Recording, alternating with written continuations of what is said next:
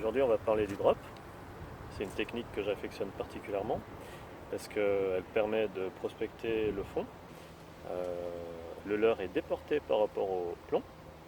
Alors il y a différents types de plombs, il y a des plombs spécial drop, on peut aussi recycler des têtes plombées abîmées qu'on peut couper et accrocher.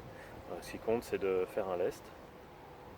Aujourd'hui, j'ai mis mon leurre à peu près 15 cm parce que l'activité est vraiment réduite. J'ai mes touches quand mon leurre est à cette hauteur-là.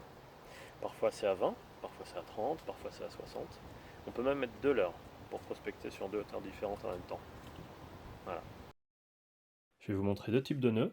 Le premier, c'est un nœud où l'hameçon est coincé sur le fil, donc le leurre sera en permanence bien droit.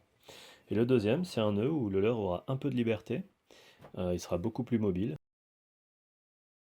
Alors on va prendre son bas de ligne et son hameçon drop. Ici j'ai mis un gros texan pour que ça se voit. À droite on a le moulinet, à gauche on a la fin du bas de ligne. On le met tout de suite dans le bon sens. Voilà, la pointe vers le haut.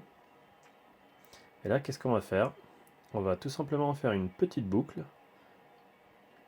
à côté de l'hameçon et passer l'hameçon une première fois. Voilà. Et une deuxième fois, ce qui va faire comme des nœuds autour de l'hameçon. Donc là, l'hameçon, il est au milieu des deux nœuds qui vont apparaître. On écarte bien l'ensemble, l'hameçon vers le haut, l'excédent de bas de ligne vers le bas, et le bas de ligne de l'autre côté.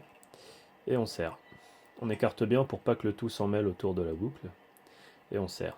Voilà. On se retrouve avec un bel hameçon bien coincé devant le nœud. Bien réussi. Le nœud drop shot, assez simple.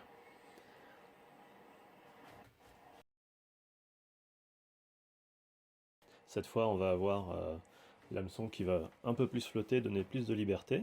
Donc toujours la même chose, sauf que cette fois, on va mettre l'hameçon dans l'autre sens, parce qu'il va aller dans la boucle, et une fois dans la boucle, il se retrouve dans le bon sens. Et là, on va enrouler l'excédent de bas de ligne autour de la boucle qu'on a créée. Voilà, on passe une première fois.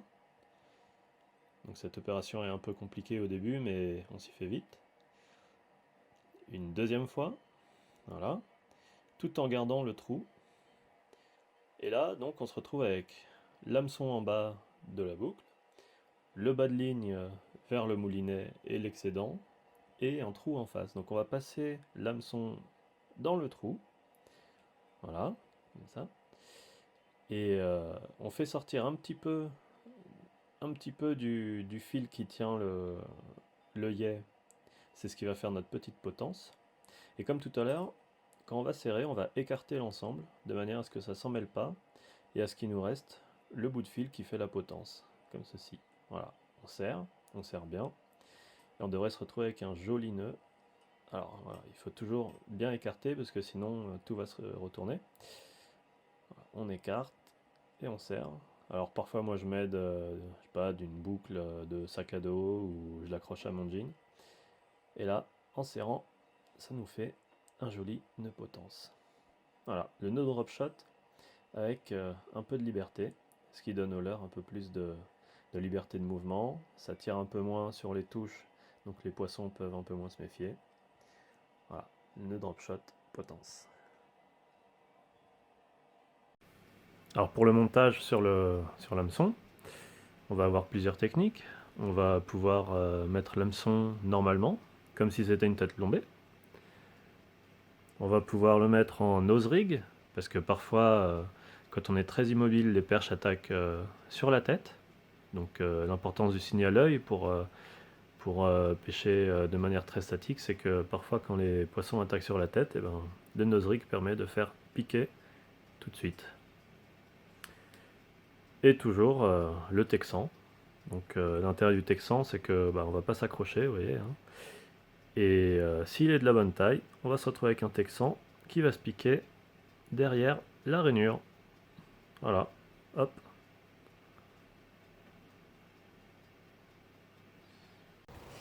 On va voir l'animation. On va lancer, comme n'importe quel montage.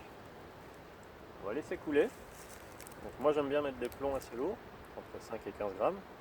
À 15 grammes, comme ça lance assez loin, ça permet d'avoir un assez bon ressenti par rapport à notre ligne. Surtout que là j'ai un peu de vent, j'ai un peu de courant qui s'est créé dans ce plan d'eau. Voilà, j'ai senti un espèce de poum dans la canne, c'est-à-dire que l'heure est arrivée au fond. Alors il y a plusieurs types d'animation. On peut donner des petits coups comme ça et retendre sa bannière et attendre que ça retouche le fond à chaque fois. On peut donner des grandes tirées, retendre sa bannière et laisser tomber.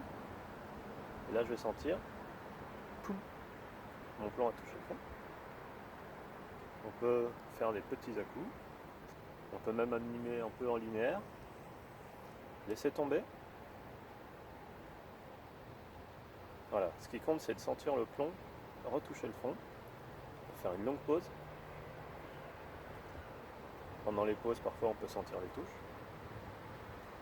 Aujourd'hui il ne se passe rien. Voilà.